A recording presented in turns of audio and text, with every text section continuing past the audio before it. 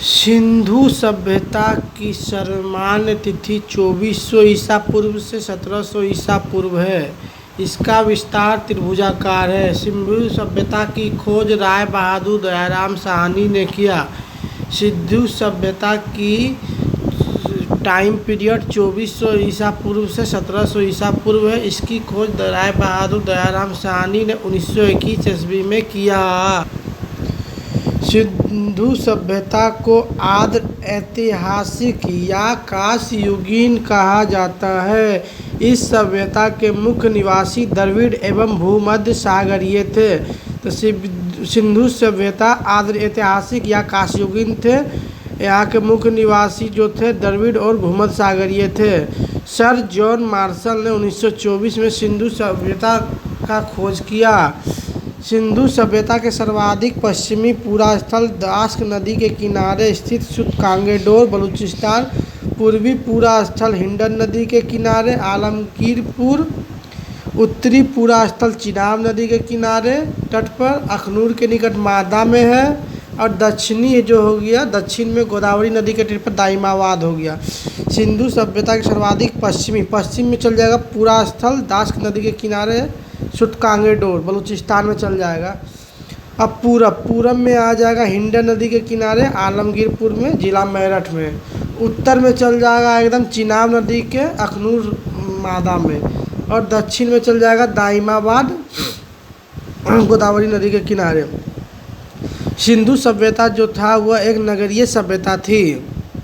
स्वतंत्रता प्राप्ति के बाद सबसे ज़्यादा हड़प्पा संस्कृति का खोज हुआ। गुजरात में इसके ज़्यादा अवशेष पाए गए। सिंधु घाटी सभ्यता का सबसे बड़ा स्थल मोहनजोदड़ो है, जबकि भारत में इसका सबसे बड़ा स्थल राखीगढ़ घग्गर नदी के किनारे है। लोथल एवं सुतकोतदा सिंधु नदी का बंदरगाह था। जुते हुए खेत और नक्काशीदार ईंटें का प्रयोग का साक्ष्य कालीबंगन से मिला है। कालीबंगन से जुते हुए खेत और नक्काशीदार ईंटा का मिला है। मोहनजोदड़ो में से स्नानागार का प्राप्ति हुआ है। अग्निकुंड जो है लोथल एवं कालीबंगन से मिला है। अग्निकुंड जो है लोथल और कालीबंगा से मिला है। स्नानागार मोहनजोदड़ो से मिला है। मोहनजोदड़ो से प्राप्त एक शिल्प पर 3 मुख वाले देवता की मूर्ति मिली है। मोहनजोदड़ो से नर्तकी की भी एक कांस्य की मूर्ति मिली है।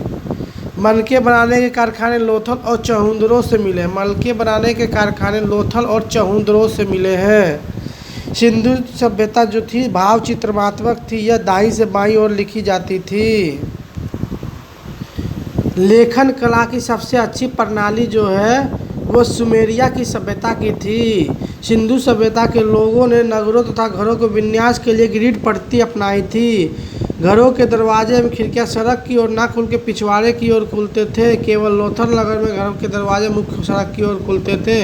सिंधु सभ्यता के मुख्य फसल जौ और गेहूँ था। जौ और गेहूँ सिंधु सभ्यता का मुख्य फसल था। सिंधवासी शहद मिठास के लिए प्रयोग करते थे। मिट्टी से बने हल का साक्ष्य बनवाली में मिलता है। रंगपुर एवं लोथल से चावल के दाने मिले हैं, ठीक है, जिससे पता चलता है कि यहाँ धान की खेती होती थी। चावल का प्रथम साक्ष्य लोथल से ही प्राप्त हुए हैं। सुरकोतदा कालीबंगन एवं लोथल से सैंधवकालीन घोड़े के अस्थि पंजर मिले हैं। तोल की इकाई संभवतः 16 के अनुपात में थी। सैंधव सभ्यता के लोग यातायात के लिए 2 पहियों एवं 4 पहियों वाली भैंसा गाड़ी बैलगाड़ी का प्रयोग करते थे। तांबा जो है खेतरी बलूचिस्तान और ओमान से आता था। चांदी अफगानिस्तान ईरान से। गोमेद सौराष्ट्र से। सीसा ईरान से। मेसोपोटामिया के अभिलेखों से वर्णित मेलुहा शब्द का अर्थ सिंधु सभ्यता से है। संभवतः हड़प्पा संस्कृति का शासन वणिक वर्ग के हाथों में था। पिगमट ने हड़प्पा एवं मोहनजोदड़ो को एक विस्तृत साम्राज्य की जुड़वा राजधानी कहा था। सिंधु सभ्यता के लोग धरती को उर्वरता की देवी मान के पूजा करते थे। वृक्ष पूजा एवं शिव पूजा का प्रचलन सिंधु घाटी सभ्यता से मिलता है। स्वास्तिक चिन्ह संभवतः हड़प्पा संस्कृति की देन है। इस चिन्ह से स्वरूपासना के सूर्य के पूजा का अनुमान लगाया जाता है। सिंधु सभ्यता से मातृ देवी की उपासना प्रचलित थी। पशुओं में कुबड़ वाला साड़ एवं इस सभ्यता के लिए लोगों पर विशेष पूजनीय था। मिट्टी की मूर्तियां अधिक मिलने से ऐसा अनुमान लगाया जाता कि यह समाज मातृसत्तात्मक थी। सिंधु सब घाटी सभ्यता जो है मातृ सत्तात्मक थी। आगे है हड़प्पा जो है रावी नदी के किनारे पाकिस्तान के पंजाब प्रांत के साहिवाल जिला में, जिसकी खोज राय बहादुर दयाराम साहनी ने 1921 ईस्वी में किया। मोहनजोदड़ो जो है सिंधु नदी के किनारे है, पाकिस्तान के सिंध प्रांत के लड़काना जिला में है, जिसका खोज राखल दास बनर्जी ने किया है।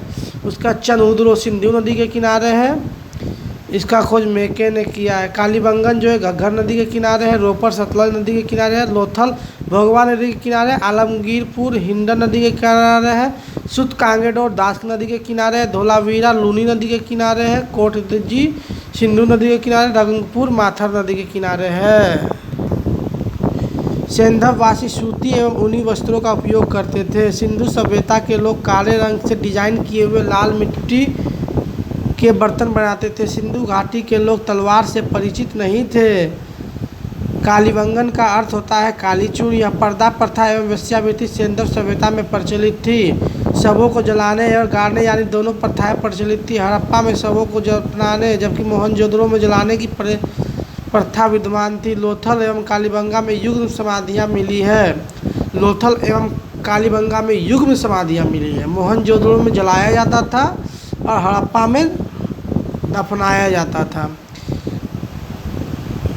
सिंधु सभ्यता का विनाश संभवतः बाढ़ के कारण हुआ था। आँख में पटकी हुई मिट्टी को टेराकोटा कहते हैं। आगे है वैदिक सभ्यता। वैदिक सभ्यता दो भागों में बांटा गया है, ऋग्वैदिक और उत्तर वैदिक। ऋग्वैदिक 1500-1000 ईसा पूर्व है और उत्तर वैदिक 1000 से 600 ईसा पूर्व है।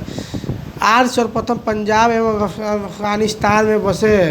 मैक्स मूलर ने आर्यों का मूल स्थान मध्य एशिया को माना। आर्यों द्वारा निर्मित सभ्यता वैदिक सभ्यता कहलाई। यह एक ग्रामीण सभ्यता थी। आर्यों की भाषा संस्कृत थी। आर्यों द्वारा निर्मित सभ्यता वैदिक सभ्यता कहलाई। यह एक ग्रामीण सभ्यता थी। आर्यों की भाषा संस्कृत थी। आर्य शब्द भाषा समूह में को इंगित करता है। आर्यों की प्रशासनिक इकाई आरोही क्रम में इन 5 भागों में बटा था: कुल, ग्राम, विष, जन, राष्ट्र। सबसे पहले कुल, कुल से ग्राम, ग्राम से विष, कुल ग्राम विष, कुल ग्राम विष, कुल ग्राम विष, जन, कुल ग्राम विष, जन। राष्ट्र तो लास्ट में होता ही है। कुल ग्राम विष जन राष्ट्र, कुल ग्राम विष जन राष्ट्र। ग्राम के मुखिया को ग्रामणी, विष का प्रधान विषपति एवं जन का शासक राजन कहलाता था। राजाधिकारियों में पुरोहित एवं सेनानी प्रमुख थे। पुरप दुर्गपति स्पष्ट जनता की गतिविधियों को देखने वाला गुप्तचर था। पुरप जो है दुर्गपति का, दुर्ग का देखभाल करता था और स्पष्ट जो जनता का गतिविधियों पर नजर रखता था। आगे है वाजपति जो है गोचर भूमि का अधिकारी होता था। उग्र जो है उग्रवादियों को कार्य करता था, पकड़ने का, अपराधियों का। उग्र जो है अपराधियों को पकड़ने का काम करता था। ऋग्वेद में किसी तरह के न्यायाधिकारी का उल्लेख नहीं है। सभा एवं समिति राजा को सलाह देने वाली संस्था थी। सभा श्रेष्ठ एवं सम्राट लोगों की संस्था थी, जबकि समिति सामान्य जनता की प्रतिनिधि करती थी। सभा उच्च वर्ग का, समिति निम्न वर्ग का, एक तरह से हो गया। दशराज युग का उल्लेख ऋग्वेद के 7वें मंडल में है। यह युद्ध परोसनी नदी यानी रावी नदी के किनारे पर सुदास एवं 10 जनों के बीच लड़ा गया, जिसमें सुदास विजयी हुआ। दशराज का युद्ध 7वें मंडल में है। यह एक ऋग्वेद में इसका उल्लेख है। यह युद्ध रावी या पुरुषनी नदी के किनारे हुआ, जिसमें सुदास और 10 जनों के बीच हुआ। सुदास विजयी हुआ। ऋग्वेदिक समाज 4 वर्णों में विभाजित है। ऋग्वेदिक समाज 4 वर्णों में विभाजित है। यह है ब्राह्मण, क्षत्रिय, वैश्य और शूद्र। ठीक है। उपनिषदों की कुल संख्या 108 है। महापुराणों की संख्या 18, वेदांगों की संख्या 6 है। आर्यों का समाज पितृ प्रधान था। समाज की सबसे छोटी इकाई परिवार या कुल थी, जिसका मुखिया पिता होता था, जिसे कुलप कहा जाता था। स्त्रियां इस काल में अपने पति के साथ यज्ञ कार्य में भाग लेती थी। बाल विवाह एवं पर्दा प्रथा प्रचलित नहीं था। जो है ऋग्वेदिक समाज में बाल विवाह एवं पर्दा प्रथा समाजित नहीं है। विधवा अपने मृतक के छोटे भाई से विवाह कर सकती थी। स्त्रियां शिक्षा ग्रहण करती थी। ऋग्वेद में लोपामुद्रा, घोषा, सिक्ता, आपला, विश्वास जैसी विदुषी स्त्रियों का वर्णन है। गार्गी ने याज्ञवल्क्य के वाद विवाद को चुनौती दी थी। जीवन भर अविवाहित रहने वाली महिलाओं को अमाजु कहा जाता है। जीविकोपार्जन के लिए वेद वेदांग पढ़ाने वाले अध्यापक को उपाध्याय कहलाता है। आर्यों की सबसे मुख्य पदार्थ सोमरस था। आगे है, अंदर पहनने वाले कपड़ों को नीबी कहते हैं। चावाक, चावाक का प्रवर्तक चावाक, योग का प्रवर्तक पतंजलि, सांख्य, कपिल, न्याय, गौतम, पूर्व मीमांसा जैमिनी, उत्तर मीमांसा बादरायण, वैशेषिक, कनाद या उलूक। पूर्व मीमांसा जैमिनी, उत्तर मीमांसा बादरायण, वैशेषिक, कनाद। सांख्य, कपिल, न्याय, गौतम, चावाक, चावाक, योग, पतंजलि। महर्षि कनाद को भारतीय परमाणुवाद का जनक कहा जाता है। आर्यों का मुख्य व्यवसाय पशुपालन एवं कृषि था। गाय को न मारे जाने वाले पशु अर्थात अर्धनैया कहा जाता था। आर्यों का प्रिय पशु घोड़ा एवं सर्वाधिक प्रिय देवता इंद्र थे। आर्यों द्वारा खोजी गई सबसे पहली धातु लोहा थी, जिसे श्याम अयस्क, तांबे को लोहिक अयस्क कहा जाता था। व्यापार है तो दूर दूर तक जाने वाले को पनी कहते थे। ऋण देने वालों को बैकनोट कहते थे। मनुष्य एवं देवता के बीच मध्यस्थता करने वाले को अग्नि एवं देवता के रूप में अग्नि की पूजा की जाती थी। ऋग्वेद में उल्लेखित सभी नदियों में सरस्वती सबसे महत्वपूर्ण है तथा पवित्र मानी जाती है। ऋग्वेद में गंगा का प्रयोग 1 बार, यमुना का 3 बार, सिंधु का उल्लेख सर्वाधिक बार हुआ है। और सबसे पवित्र नदी ऋग्वेद के अनुसार सरस्वती है। सिंधु का उल्लेख सर्वाधिक बार हुआ है। कुब्र का कुर्रम, कुंभा, काबुल, वितस्ता, झेलम, अस्किनी, चेनाब, परुस्नी, रावी, शत्रुदी, शतरज, परुस्नी, रावी, आशिक हो गया चेंटू, चेनाब, वितस्ता, झेलम, कुंभा, काबुल, विपाशा, व्यास, सिदानीरा, गंडक, दीदंती, घग्गर, गोमती, गोमल, सुवस्तु, स्वात, गोमती, गोमल, दीदंती, घग्गर, दृशधति, घग्गर, सदानीरा, गंडक, विपाशा, व्यास। उत्तर वैदिक काल में इंद्र के स्थान पर प्रजापति सर्वाधिक प्रिय देवता थे। आगे है इंद्र युद्ध का एवं वर्षा का देवता था। अग्नि जो देवता मनुष्य के बीच मध्यस्थता का देवता था। वरुण जो पृथ्वी एवं सूर्य का निर्माता, समुद्र का देवता। विष्णु जो है विश्व का संरक्षक। मरुत जो आंधी तूफान का देवता। उत्तर वैदिक काल में राजा का राजस्व के समय राजस्व किया जाता था। इंद्र जो है युद्ध और वर्षा का देवता। अग्नि जो देवता और मनुष्य के बीच मध्यस्थता। विष्णु है विश्व का संरक्षक। वरुण जो है पृथ्वी और सूर्य का निर्माता, समुद्र का देवता। उत्तर वैदिक काल में वर्ण व्यवसाय का बजाय जन्म के आधार पर निर्धारित होने लगा। उत्तर वैदिक काल में वर्ण व्यवसाय के बजाय जन्म के आधार पर निर्धारित होने लगा। उत्तर वैदिक काल में हर को सीता, हल रेखा को सीता कहा जाता था। उत्तर वैदिक काल में हल को सीरा, हल रेखा को सीता कहा जाता था। उत्तर वैदिक काल में निष्क एवं शतमान मुद्रा की इकाई थी। सांख्य दर्शन भारत के सभी दर्शनों में सबसे प्राचीन है। इसके अनुसार मूल तत्व 25 है, जिसे प्रकृति पहला तत्व है। सत्यमेव जैसे मुंडक को उपनिषद से लिया गया है, इसके उपनिषद से यह की तुलना टूटी नाम से की गई है। गायत्री मंत्र सावित्री नामक देवता को संबंधित है, जिसका संबंध ऋग्वेद से। लोग आर्य बनाने के लिए विश्वामित्र ने यह गायत्री मंत्र की रचना की थी। श्राद्ध की प्रथा सबसे पहले दत्तात्रेय ऋषि के बेटे नीमि ने शुरू की थी, जो ऋग्वेद में है। उत्तर वैदिक काल में कौशाम्बी नगर की प्रथम बार पक्की ईंटों का प्रयोग हुआ था। उत्तर वैदिक काल में कौशाम्बी में पक्की ईंटों का प्रयोग हुआ। महाकाव्य 2 है, महाभारत, रामायण। महाभारत का पुराना नाम जय संहिता, विश्व का सबसे बड़ा भाग। गोत्र नामक संस्था का जन्म उत्तर वैदिक काल में हुआ। वेदांत दर्शन के मौलिक ग्रंथ ब्रह्मसूत्र या वेदांत सूत्र की रचना बादरायण ने की।